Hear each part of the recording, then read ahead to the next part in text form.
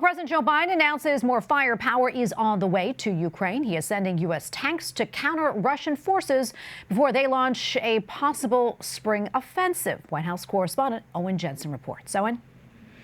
Tracy, Ukraine has urgently requested M1 Abrams tanks from the United States. And now those tanks have gotten the green light. And Germany will provide Ukraine with Leopard 2 battle tanks. And the Kremlin calls it all a disastrous plan and warns the tanks will burn.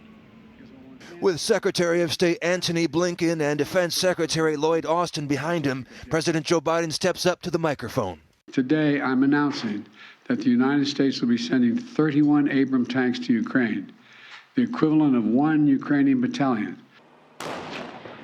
The announcement reversing months of persistent arguments that the tanks are too difficult for Ukrainian troops to operate and maintain. Secretary Austin has recommended this step because it will enhance the Ukraine's capacity to defend its territory and achieve its strategic objectives. As for concerns the move will add more fuel to the fire, National Security Council spokesperson John Kirby says, and as the president said, they don't represent an offensive threat to Russia. Do they represent a threat to Russian soldiers? You bet they do, but not to Russian soldiers that are in Ukraine, not to Russia proper.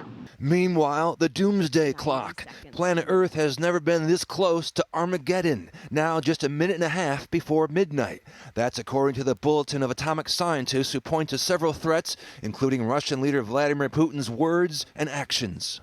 His troops left the Ukrainian city of Bakhmut in ruins. The city in the east of the country has been the epicenter of the fighting in recent months.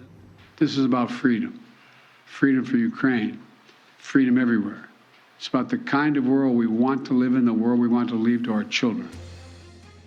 And this morning, President Biden spoke with NATO allies about Ukraine. He said the U.S. and Europe are fully, thoroughly, totally united. Also, the White House says it has seen no indication that President Putin has any intention of using weapons of mass destruction, adding Putin could end the war in Ukraine today. At the White House, Owen Jensen, EWTN News Nightly.